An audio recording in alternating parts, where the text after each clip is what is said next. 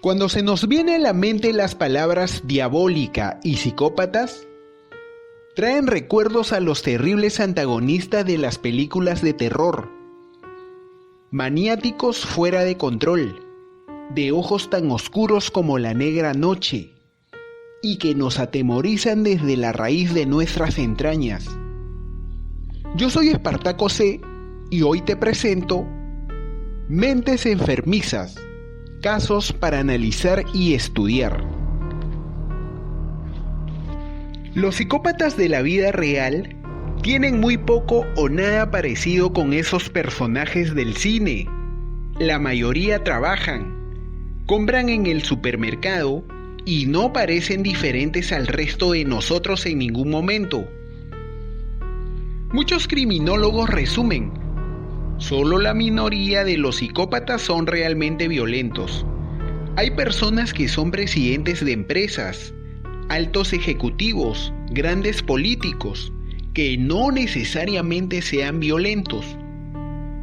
Psicólogos forenses sostienen que uno de los peligros sociales que los individuos psicópatas representan es que a menudo son en especial más brillantes que el promedio, tal vez muy inteligentes, y es que pueden convencer a los individuos de que piensen que son muy sinceros y que son muy honestos.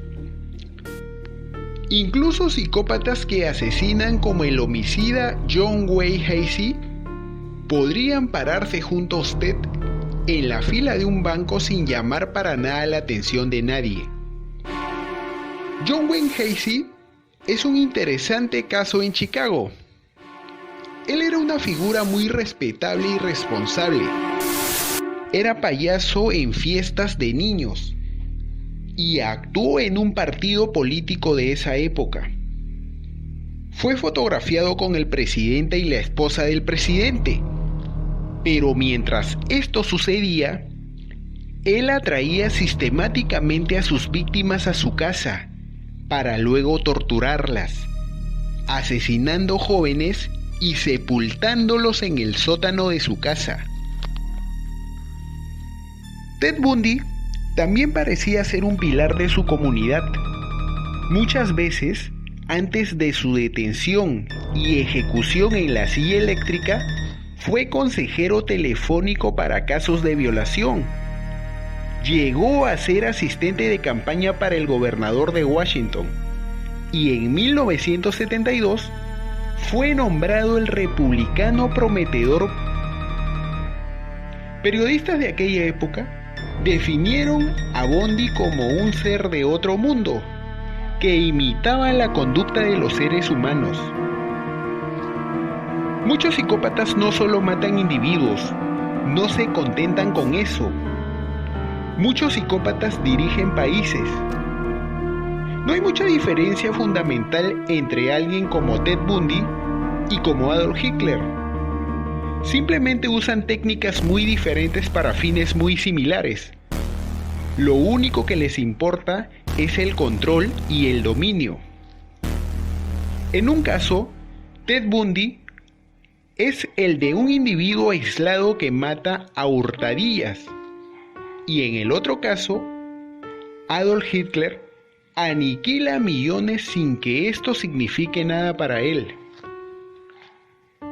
Los psicópatas más destructivos son aquellos que tienen el control, el poder político absoluto, la fuerza de autoridad combinada con una mente diabólica casi inevitablemente conduce a una enorme y aterradora violencia. En estas fotografías, Adolf Hitler no parece más amenazante que cualquier caballero, muy amante de los perros y de los niños. Sin embargo, Hitler fue uno de los psicópatas más crueles de todos los tiempos. ¿Qué impulsó a Hitler a asesinar sistemáticamente a 6 millones de judíos y a diezmar a casi toda Europa?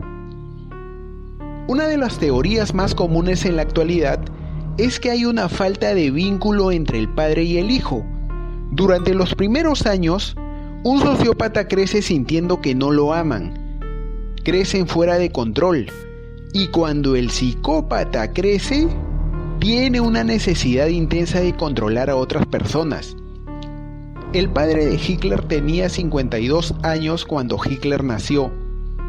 Se cree que el abuso físico y emocional que recibió por parte de su padre destruyó virtualmente su autoestima, y ya de adulto se sentía obligado a subyugar a millones para vengar su profundo complejo de inferioridad. Los psicópatas matan porque ese es el máximo acto de humillación y dominio que muestra su poder y control sobre otro ser humano. Es el máximo logro de sus sueños psicópatas. En medio de la miseria y desastre que él desató en Europa, Hitler demostró la característica psicópata más aterradora, la cual consiste en una total ausencia de compasión por sus víctimas. Para un psicópata, el mundo es un buffet en el cual puede seleccionar la comida que puede embaular. No hay reciprocidad, no hay compasión, porque a quien victimiza es algo que hace intencionalmente, y las elecciones que hace día con día son a quien va a manipular. Todos recordamos cuando Saddam Hussein, presidente iraquí, ordenó la invasión de Kuwait, el último capítulo de una carrera marcada por el derramamiento de sangre y traición. Saddam tenía una personalidad extremadamente peligrosa, pero no es un loco al cual podríamos enviar a una institución mental.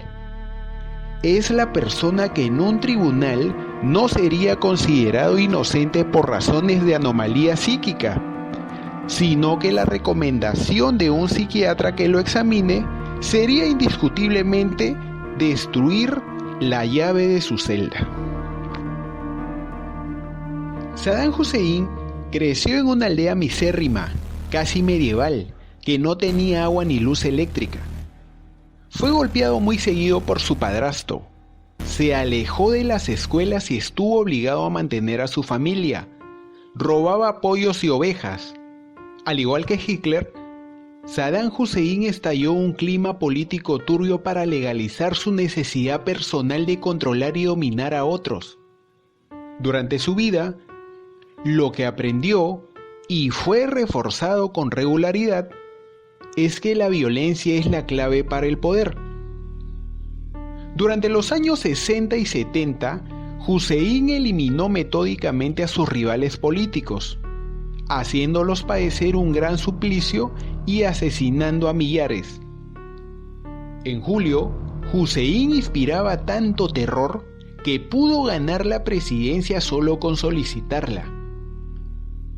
Pocos días después, Hussein reunió a sus seguidores en una asamblea, a los que acusó de traición a varios rivales potenciales, siendo sacados varios de los acusados de aquella reunión. Después de la asamblea, Hussein acusó a los no identificados como conspiradores y mandó a ejecutar a sus ex colegas. Claro ejemplo de los peligros de criticar a Saddam ocurrió en 1982. La guerra con Irak que Saddam había iniciado había empeorado, y Saddam decidió que tenía que detenerla. Pero para ese entonces, Khomeini estaba obsesionado con Saddam y dijo que no había paz hasta que Saddam fuera apartado de su cargo. Saddam convocó a su gabinete y le preguntó: ¿qué debemos hacer? Khomeini insiste en que me retire, pero el gabinete le surgió: debes quedarte, nosotros necesitamos de tu liderazgo. Entonces Saddam dijo: quiero sus sugerencias sinceras y creativas. Su ministro de salud, que recibió educación en Oxford, el doctor Igahan, le sugirió: ¿por qué no te separamos del cargo momentáneamente, en tanto establecemos nuestra meta de paz? Cuenta la historia que Saddam agradeció su sugerencia y luego de esta sugerencia lo apresó. La esposa del ministro le suplicó que le regresara a su esposo y él le prometió que lo haría. siendo esta la única promesa que cumplió. Un día después le regresó a su esposo en una manta negra cortada en pedazos. Con la crítica silenciada, Saddam invadió Kuwait. Cuando finalmente se rindió Saddam, prometió terminar con la producción de armas químicas y nucleares. Inspecciones posteriores hechas por la ONU confirmaron que Saddam estuvo mintiendo. Es muy probable que este tipo de personajes estén por ahí, queriendo llegar al poder, y el arma más fácil que emplearían sería tratar de convencer a las poblaciones heridas por temas de corrupción, malos manejos del tesoro público, favorecer al proletariado, entre otros. La historia demostró que los políticos psicópatas no son líderes magnánimos, ni sabios. Muchos como Hitler perecieron en las llamas que ayudaron a encender. Algunos como Stalin y Mao Zedong mueren de viejos con su ideología más ferviente que antes. El destino final de Saddam Hussein fue lo mismo. Saddam fue capturado, enjuiciado y ejecutado por cometer crímenes contra la humanidad. Finalmente, fue ahorcado un 30 de diciembre del 2006, sin el menor remordimiento de aquella barbarie perpetrada por su propio puño. Espero que mi querida audiencia haya quedado satisfecha con este tema que me sugirió que presentara desde semanas anteriores, pero el tema de psicopatía y sociopatía es muy amplio y no podría abarcar todo en un solo video. Hazme saber lo que piensas en la caja de comentarios. Regálame un like si te gustó el video.